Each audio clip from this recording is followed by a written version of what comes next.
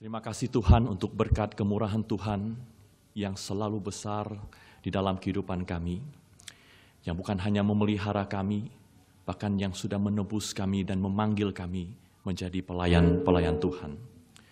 Tuhan, kami berdoa supaya kiranya Engkau tunjukkan kepada kami bagaimana kami menjadi pelayan-pelayan Tuhan yang sungguh-sungguh hidup berkenan bagi Tuhan dan hidupnya dipakai oleh Tuhan menjadi kemuliaan bagi nama Tuhan. Kami undang Roh-Mu yang kudus bekerja di tengah-tengah kami, di dalam hati kami, sehingga firman Tuhan yang akan dibaca dan direnungkan ini boleh mengubahkan hidup kami, menghibur kami, dan boleh membuat kami menjadi orang-orang yang semakin hari semakin berkenan dan dipakai oleh Tuhan. Terima kasih Bapa di surga, berbicaralah kepada setiap kami, sebab kami hamba-hamba-Mu sudah siap mendengarkan firman Tuhan. Di dalam nama Tuhan Yesus kami bersyukur dan berdoa. Amin. Silakan duduk Bapak Ibu Saudara sekalian. Selamat sore Bapak Ibu Saudara sekalian. Sore? Shalom. Saudara, senang sekali hari ini boleh kembali bersama dengan saudara untuk bersama-sama merenungkan firman Tuhan. Saya mengajak saudara membuka satu bagian dari firman Tuhan di dalam Matius pasal yang ke-26 ayat yang ke-20 hingga 35. Matius pasal yang ke-26 ayat ke-20 sampai 35.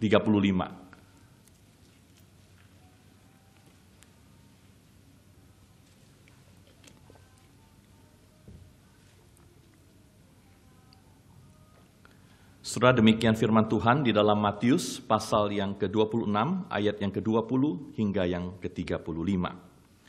Setelah hari malam, Yesus duduk makan bersama-sama dengan ke-12 murid itu, dan ketika mereka sedang makan, ia berkata, "Aku berkata kepadamu, sesungguhnya seorang di antara kamu akan menyerahkan aku." Dan dengan hati yang sangat sedih berkatalah mereka seorang demi seorang kepadanya, "Bukan aku ya Tuhan." Ia menjawab, "Dia yang bersama-sama dengan aku mencelupkan tangannya ke dalam pinggan ini, dialah yang akan menyerahkan aku. Anak manusia memang akan pergi sesuai dengan yang tertulis tentang dia, akan tetapi celakalah orang yang olehnya anak manusia itu diserahkan. Adalah lebih baik bagi orang itu sekiranya ia tidak dilahirkan." Yudas yang hendak menyerahkan dia itu menjawab katanya, "Bukan aku ya Rabi." Kata Yesus kepadanya, "Engkau telah mengatakannya." Dan ketika mereka sedang makan, Yesus mengambil roti, mengucap berkat, memecah-mecahkannya, lalu memberikannya kepada murid-muridnya dan berkata, "Ambillah, makanlah, inilah tubuhku." Sesudah ia mengambil cawan, mengucap syukur, lalu memberikannya kepada mereka dan berkata, "Minumlah kamu semua dari cawan ini, sebab inilah darahku, darah perjanjian yang ditumpahkan bagi banyak orang untuk pengampunan dosa. Akan tetapi aku berkata kepadamu, mulai dari sekarang aku tidak akan minum lagi hasil pokok anggur ini sampai pada hari aku meminumnya, yaitu yang baru bersama-sama dengan kamu dalam kerajaan Bapakku." Sesudah menyanyikan nyanyian pujian, pergilah Yesus dan murid-muridnya ke Bukit Zaitun. Maka berkatalah Yesus kepada mereka, "Malam ini kamu semua akan tergoncang imanmu karena aku. Sebab ada tertulis, aku akan membunuh gembala dan kawanan domba itu akan tercerai-berai. Akan tetapi sesudah aku bangkit, aku akan mendahului kamu ke Galilea." Petrus menjawabnya, "Biarpun mereka semua tergoncang imannya karena engkau, aku sekali-kali tidak." Yesus berkata kepadanya, "Aku berkata kepadamu, sesungguhnya malam ini sebelum ayam berkokok, engkau telah menyangkal aku 3 kali." Kata Petrus kepadanya, "Sekalipun aku harus mati bersama-sama engkau, aku takkan menyangkal engkau." Semua murid yang lain pun berkata demikian. Demikian firman Tuhan. Saudara yang dikasihi Tuhan, pada akhir tahun 2009 itu ada sebuah kasus yang sangat menghebohkan di Thailand. Ya, jadi media massa di Thailand itu ramai-ramai sekali memberitakan sebuah kisah tentang seorang pengusaha Thailand yang sangat kaya yang namanya Walop Bukhanasut.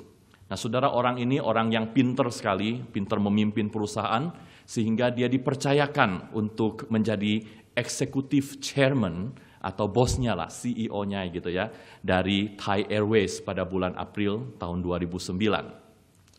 Nah, ceritanya saudara, baru 7 bulan dia diangkat menjadi chairman, jadi bos di Thai Airways itu. Kemudian dia pergi bersama dengan istrinya dan teman-temannya liburan, pergi ke Jepang. Dari Thailand mereka naik Thai Airways, Dan sebagai seorang yang sangat kaya, saudara, punya jabatan yang tinggi di maskapai penerbangan Thai Airways itu, dia tentu saja bersama dengan istrinya dan teman-temannya bisa duduk di first class, ya, tidak di ekonomi, tidak di bisnis, tapi di first class. Pelayanan yang luar biasa. Nah, singkat cerita, saudara, setelah selesai dia liburan di Jepang, dia pulang bersama dengan istri dan teman-temannya ke negara asalnya di Thailand dengan maskapai yang sama, Thai Airways. Nah, seperti kebanyakan orang kaya, saudara, kalau pergi jalan-jalan ya ke luar negeri, biasanya kalau pergi pasti pulang membawa banyak souvenir, banyak barang-barang belanjaan, saudara. Tapi orang ini, saudara, dengan istrinya berdua, dia itu karena kaya, dia beli barang tidak tanggung-tanggung, ya. Dia pergi dengan mungkin 2-3 koper, dia pulang membawa koper yang isinya barang belanjaan dan souvenir itu kurang lebih 30 koper, saudara. Dan beratnya itu hampir 400 kilo, ya, atau lebih tepatnya 398 kilo. Kurang 2 kilo lagi, itu 400 kilo. Nah, saudara, tapi dia pusing juga, saudara. Karena tiket first class yang dia punya dengan istrinya itu hanya bisa mengcover bebas biaya luggage itu sebesar 150 kg. Jadi kalau 400 kurang 150, masih ada sisa 250 kilo. Jadi dia mesti bayar, saudara, yang 250 kilo itu harganya 5.600 US dollar. Atau kalau kurs sekarang, ya ini 10 tahun yang lalu, 14 tahun yang lalu, ya hampir 14 tahun yang lalu. Kalau kurs hari ini itu kira-kira mungkin 86 juta, seperti itu. Lalu, saudara, yang namanya Walop Bukhanasut ini, dia orang pinter, saudara, lalu dia putar otaknya, dia mencari akal untuk mensiasati biaya pengiriman ini. Lalu dia ngomong sama anak buahnya, dia perintahkan agar bagasi yang 250 kilo itu dikirim ke bagian lost and found, artinya bagian kehilangan. Jangan dikasih nama, kirim ke bagian lost and found. Dia pikir, saudara, kalau dikirim ke bagian lost and found, maka bagasi itu tidak tercantum atas namanya, sehingga dia tidak perlu bayar biaya kelebihan bagasi yang jumlahnya itu 5.600 US dollar itu. Saudara, dia pikir tidak ada yang tahu kecurangan itu. Tapi entah bagaimana wartawan itu berhasil mencium busuknya kecurangan dari Walop Bukhanasut itu. Yang kemudian mereka ramai-ramai publikasi di media massa, di mana-mana, saudara, dipublikasikan tanpa ampun. Dan akhirnya, saudara, hanya dalam hitungan minggu saja sejak kasus itu mencuat, orang ini harus mundur dari semua posisinya yang ada di Thai Airways. Dia bahkan harus bayar 5.600 US dollar tadi yang dia tidak mau bayar. Sekarang dia harus bayar. Dan ceritanya, saudara, tidak berakhir di situ karena dia terus berurusan dengan hukum, dengan pengadilan karena kecurangan yang dilakukan itu. 10 tahun kemudian, tahun 2020, dia dijatuhi hukuman 2 tahun penjara oleh pengadilan karena kecurangan itu. Saudara, hanya karena sebuah kecurangan yang kecil saja, yaitu dia tidak mau membayar uang yang sebenarnya tidak seberapa. Kalau dibandingkan dengan kekayaan dia yang begitu banyak dan begitu besar itu, dia harus kehilangan posisi yang telah dicapai selama karirnya itu. Saudara, mungkin dia pikir, ya, tidak ada orang yang tahu apa yang dia lakukan. Tapi rupanya orang ini walaupun pinter, masih kurang pinter untuk menyembunyikan kesalahannya. Sehingga akhirnya hidupnya menjadi hancur karena kesalahannya itu ketahuan oleh semua orang. Saudara, kesalahan itu kalau ketahuan sama orang, kalau terbongkar, itu memang bisa menghancurkan hidup seseorang. Itulah sebabnya nggak heran, saudara, kalau ada banyak orang, bahkan mungkin ada di antara kita, yang akan berusaha menyimpan baik-baik semua kesalahan dan dosa yang kita lakukan. Kalau bisa, jangan sampai ketahuan sama orang. Kalau bisa, sampai nanti kita tua, kita mati, orang nggak ada yang tahu. Saudara, salah satu ahli yang paling pintar menyembunyikan kesalahan di dalam hidupnya itu adalah orang yang kita baca tadi di Alkitab, yang namanya Yudas, saudara. Yudas itu orang yang luar biasa pintar menyimpan kesalahannya, saudara. Di dalam pelayanannya sejak dari awal dia mengikut Tuhan, saudara, dia itu dipercaya menjadi seorang bendahara, dia simpan kas pelayanan, saudara, dan dia sering curi dari kas pelayanan itu. Nggak ada satu orang pun yang tahu. Dia bahkan sebenarnya sebelum malam perjamuan kudus itu, saudara, dia sudah terima uang dari imam-imam kepala untuk menyerahkan dan berkhianat kepada Yesus. Tapi tidak ada satu orang pun yang tahu. Dia sudah berencana mencari waktu yang tepat untuk menyerahkan Tuhan Yesus ke dalam tangan imam-imam kepala itu. Tapi yang luar biasa saudara, tidak ada satu orang pun dari antara murid Yesus yang tahu pengkhianatan Yudas. Curiga saja enggak saudara. Luar biasa hebat. Itulah sebabnya pada waktu perjamuan malam terakhir, waktu Yesus berkata kepada murid-muridnya begini, salah seorang dari antara kamu itu akan menyerahkan aku. Saudara, tidak ada satu orang pun murid yang bisa langsung menebak. Pasti Yudas. Nggak ada saudara. Satu pun tidak ada. Begitu hebatnya saudara, Yudas itu menyembunyikan kesalahan dalam hidupnya, dalam hatinya, rencana-rencananya yang jahat saudara. Bahkan orang yang tiap hari hidup dengan dia, yang makan bareng sama dia, yang self-study mungkin bareng sama dia, orang yang doa kamar bareng sama dia, orang yang tidur bareng sama dia, yang kalau weekend pergi pelayanan bareng sama dia, nggak ada satupun yang tahu. Yudas bahkan waktu di meja perjamuan itu saudara, dia bisa berpura-pura dan dia berkata, bukan aku kan ya Rabi. Wah saudara, pernah nggak ketemu orang kayak gini? Orang yang kelihatannya baik saudara, rohani sekali, pintar memuji Tuhan, pintar melayani Tuhan, kelihatannya mengasihi Tuhan dengan segenap jiwanya, dengan segenap hidupnya, segenap kekuatannya. Tapi ternyata bohong saudara. Ternyata pura-pura. Ternyata hatinya itu penuh dengan kepalsuan. Saudara, Yudas itu bisa mengelabui semua orang. Tapi ada satu orang yang dia tidak bisa bohongin saudara. Yaitu malam itu dia duduk di hadapan Yesus. Dan di hadapan Yesus dia tidak bisa bohong. Maka malam itu saudara, Yesus memberikan peringatan yang terakhir kepada Yudas. Tuhan Yesus berkata begini, celakalah orang yang olehnya anak manusia itu akan diserahkan. Lebih baik bagi orang itu sekiranya dia tidak pernah dilahirkan. Saudara, Yesus ngomong itu sambil melihat mungkin kepada Yudas. Saudara, bagi orang yang sudah menyerahkan hidupnya kepada Tuhan untuk melayani Tuhan, ya seperti kita ini saudara, tidak ada hal yang lebih mengerikan daripada di akhir hidup kita Tuhan berkata perkataan ini. Apalagi kalau orang itu sudah bertahun-tahun ikut Tuhan, bertahun-tahun melayani Tuhan, seperti Yudas ini. Setelah Yudas ini sebenarnya memulai pelayanannya bersama dengan Tuhan sebagai orang yang dipilih oleh Tuhan. Ada banyak ribuan orang ikut Tuhan, Tuhan cuma pilih 12 orang saja. Dan Yudas itu termasuk salah seorang di antaranya. Setelah dia termasuk di antara murid-murid yang Tuhan Yesus utus untuk pergi ke kota-kota, pergi ke desa-desa, untuk menyampaikan firman Tuhan, untuk berkhotbah dengan luar biasa. Bahkan dia bisa mengadakan tanda dan mukjizat demi nama Tuhan. Dia juga adalah satu-satunya saudara murid Tuhan yang disebutkan jabatannya di Alkitab. Dia menjadi seorang bendahara yang mengurusi segala urusan tentang uang di dalam pelayanan Yesus. Yudas ini saudara adalah orang yang seharusnya dia itu nanti akan memerintah bersama dengan rasul-rasul yang lain, bersama dengan Kristus di dalam kerajaan Tuhan.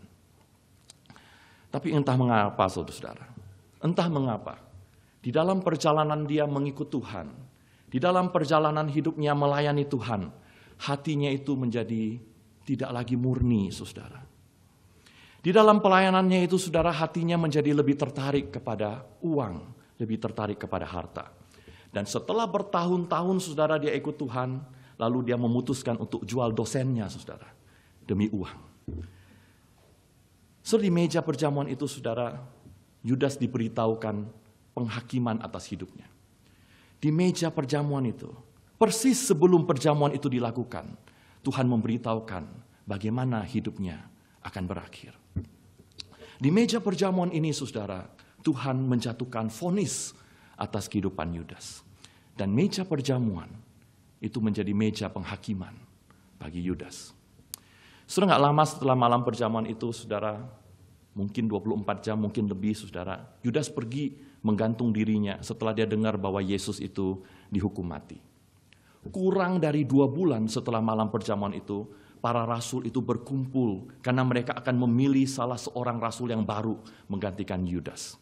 Nah saudara, sebelum murid-murid Yesus melakukan pemilihan rasul yang baru itu, Rasul Petrus berdiri lalu dia berkata begini tentang temannya dulu yang namanya Yudas itu. Dia berkata begini, dulu Yudas termasuk bilangan kami dan dulu dia mengambil bagian dalam pelayanan ini. Oh saudara, ini perkataan yang sangat menyedihkan sekali saudara. Yudas dulu dia pernah jadi murid Tuhan. Pernah jadi bagian dari rasul. Tapi sekarang dia tidak termasuk dalam bilangan murid Tuhan. Orang yang dulu melayani luar biasa, bisa melakukan tanda dan mukjizat. Bahkan saudara, orang seperti ini sekarang tidak lagi menjadi bagian dari murid Yesus yang bisa ambil bagian di dalam pelayanan. Saudara, ini peringatan buat kita semua saudara yang sudah serahkan diri untuk melayani Tuhan. Saudara, hari ini kita bisa kelihatan oleh orang lain sebagai orang yang hebat sekali dalam pelayanan. Dikagumi oleh orang, dihormati oleh orang. Kita juga bisa dipakai dengan luar biasa dalam pelayanan menjadi berkat dengan berbagai kemampuan yang kita miliki. Mungkin saudara pintar nyanyi, saudara jago main musik. Mungkin saudara pintar ngomong dari atas mimbar. Mungkin saudara orang yang begitu luar biasa bisa mengkonseling orang dan bisa melakukan berbagai hal di dalam pelayanan karena Tuhan kasih banyak kemampuan. Kita juga bisa punya banyak jabatan dalam hidup kita. Wah, pengurus asrama, pengurus senat, menjadi dosen, menjadi pendeta, nanti menjadi ketua sinode dan lain sebagainya, saudara. Tapi sama seperti Yudas, kalau kita enggak hati-hati dalam hidup kita, bisa saja satu hari kita menjadi orang-orang yang dulu masuk dalam bilangan murid Tuhan, tetapi sekarang tidak lagi. Kita bisa dulu ambil bagian dalam pelayanan, tapi sekarang tidak lagi. Saudara ingat nggak saudara waktu saudara pertama kali menyerahkan diri kepada Tuhan untuk melayani Tuhan seumur hidup saudara? Oh saudara, betapa excitednya kita waktu kita diterima di sekolah teologi di tempat ini saudara. Datang dari berbagai tempat di Indonesia. Saudara siap untuk menjalani pembentukan dari Tuhan. Nah saudara, di dalam perjalanan kita mengikut Tuhan, kita belajar melayani Tuhan, belajar firman Tuhan, belajar bahkan melakukan hal-hal yang luar biasa di dalam pelayanan yang menjadi berkat bagi banyak orang. Tapi di dalam perjalanan kita mengikut dan melayani Tuhan, saudara, seringkali hati kita berubah, saudara. Seringkali hati kita berubah menjadi tidak lagi murni. Kita menjadi tidak lagi setia. Berubah menjadi kotor, saudara. Hati kita ini berubah menjadi lebih mengasihi dunia dan segala yang ada di dalamnya. Saudara, kita itu dipenuhi dengan berbagai keinginan yang tidak berkenan kepada Tuhan dan akhirnya kita itu melakukan hal-hal yang bodoh di dalam hidup dan pelayanan kita. Karena kesalahan-kesalahan yang kita lakukan dalam hidup kita, saudara, seringkali semua yang kita kerjakan dengan susah payah di dalam pelayanan kita, dalam hidup kita, itu akhirnya menjadi sia-sia. Bahkan saudara, tidak jarang dosa yang kita lakukan, kesalahan yang kita lakukan itu mendatangkan hukuman yang berat di dalam hidup kita. Sebetapa sedih saudara ya kalau harus melihat ada orang yang sudah berjuang susah payah di dalam studinya ini. Belajar dan melayani mati-matian sampai nggak tidur saudara. Bahkan ada yang sampai sakit studi dan melayani Tuhan. Ataupun yang sudah diutus pergi untuk melayani Tuhan di ladang pelayanan. Lalu di dalam perjalanan mereka itu saudara, entah kenapa mereka itu melakukan kesalahan di dalam hidup mereka yang menghancurkan kehidupan dan pelayanan mereka. Oh saudara, mungkin saudara lihat orangnya, orang yang pintar saudara, orang yang berbakat, orang yang potensial sekali menjadi pemimpin di dalam gereja. Tapi karena apa yang dilakukan di dalam hidupnya, orang seperti ini akhirnya harus berhenti studi, harus berhenti melayani karena kesalahan yang dilakukan. Saudara, tapi mungkin ada juga di antara kita, saudara, orang yang seperti Yudas, yang begitu pintar menyembunyikan semua dosa dan kesalahan kita. Sehingga tidak ada satu orang pun yang tahu dosa dan kesalahan di dalam hidup kita. Tapi satu hari saudara, orang seperti ini cepat atau lambat akan seperti Yudas. Berada di hadapan Tuhan Yesus. Berdiri di hadapan pengadilan Tuhan. Yang akan menghakimi hidup semua orang. Tapi terutama pelayan-pelayan Tuhan. Jangan sampai saudara setelah melayani Tuhan seumur hidup kita. Lalu kita mendengar Tuhan berkata hal yang sama kepada kita. Lebih baik sekiranya kamu tidak dilahirkan. So, saya yakin ketika Yudas mendengar Yesus sudah dihukum mati, kata-kata itu yang terngiang-ngiang di dalam telinganya dia, bahwa lebih baik dia tidak dilahirkan. So, Yudas itu mengalami penyesalan yang begitu besar di dalam hidupnya, dan dia tidak mampu untuk mencari pengampunan untuk dosa-dosanya. Penyesalannya dia itu, saudara-saudara, begitu besar sehingga dia tidak tahan untuk hidup dan akhirnya memilih untuk membunuh dirinya sendiri. Dia lupa, saudara, bahwa di tempat dia menerima penghakiman itu, dia sebenarnya bisa menemukan pengampunan. Dia lupa, saudara, dia bisa mencari kasih karunia di tempat yang sama.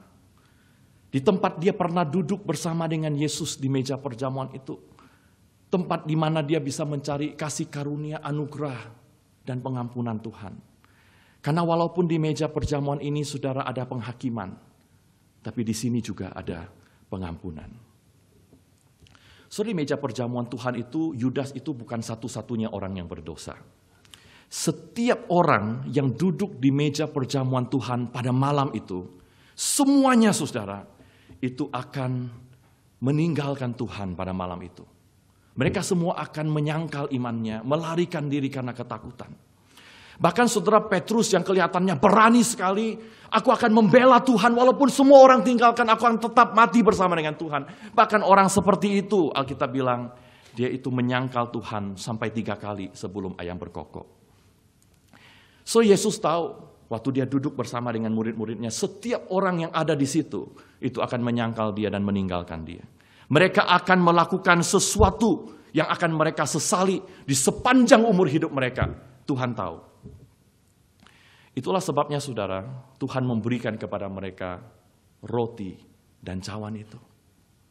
Karena dia tahu bahwa setiap mereka butuh roti dan cawan pengampunan dari Tuhan. Mereka butuh makan dan minum dari roti dan cawan itu, darah dan daging Kristus itu. Karena mereka membutuhkan pengampunan dan kasih karunia dari Tuhan. Sehingga setiap kali, saudara, kalau mereka melihat ke belakang di dalam hidup mereka, setiap kali mereka melihat kegagalan mereka, setiap kali mereka ingat bagaimana mereka bersalah dan berdosa di hadapan Tuhan, mereka juga ingat bahwa mereka tetap bisa menemukan kasih karunia dan pengampunan Tuhan di meja perjamuan itu.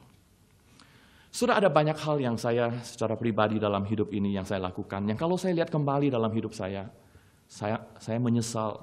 Ada banyak hal yang saya sesali. Dan saya kira mungkin ada di antara saudara juga merasa hal yang sama di dalam hidup saudara. Kalau saudara lihat hidup saudara ke belakang, dalam tahun-tahun hidup saudara melayani Tuhan, ada banyak hal yang saudara sesali, yang mungkin orang lain tidak tahu, tapi saudara tahu bahwa Tuhan juga tahu.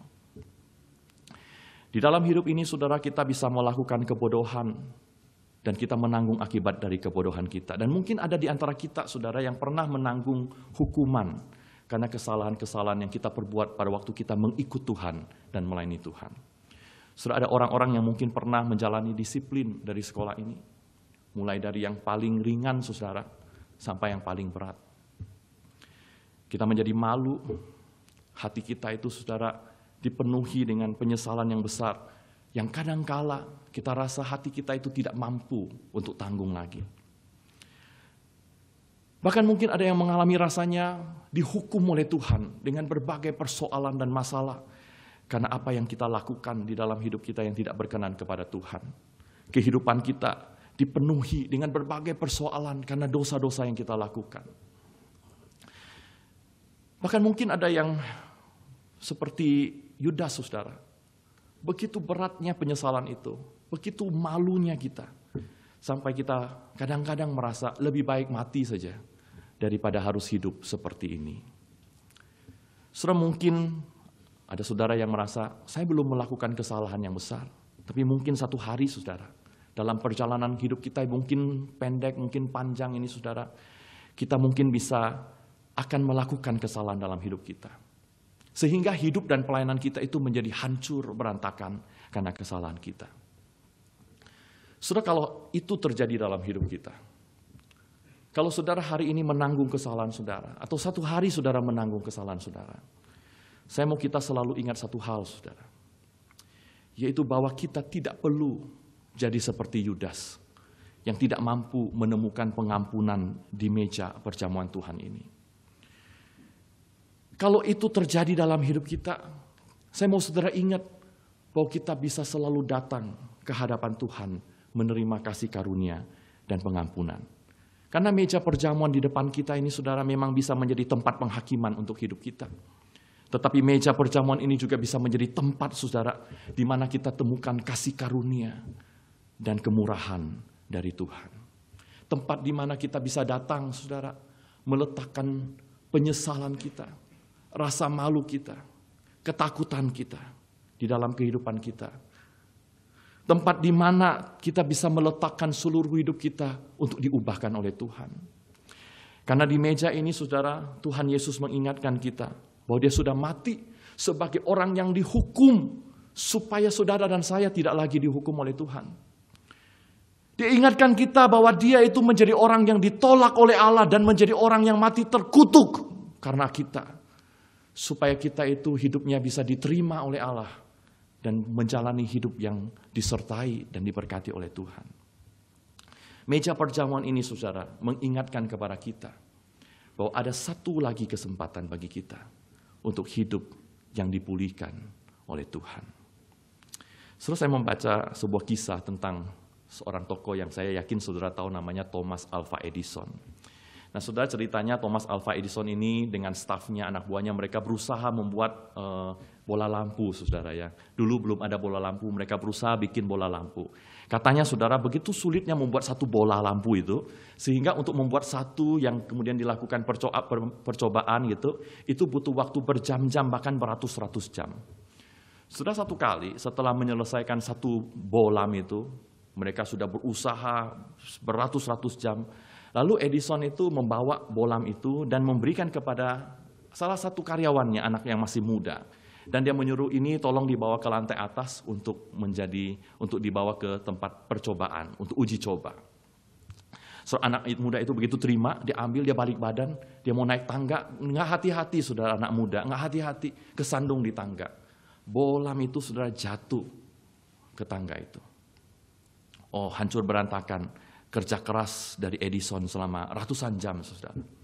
Dengan perasaan takut, anak itu minta maaf kepada Edison dengan sungguh-sungguh. Lalu dia menunggu Edison itu memarahi dia, karena dia tahu betapa kerasnya, betapa susahnya orang harus bekerja membuat bolam itu.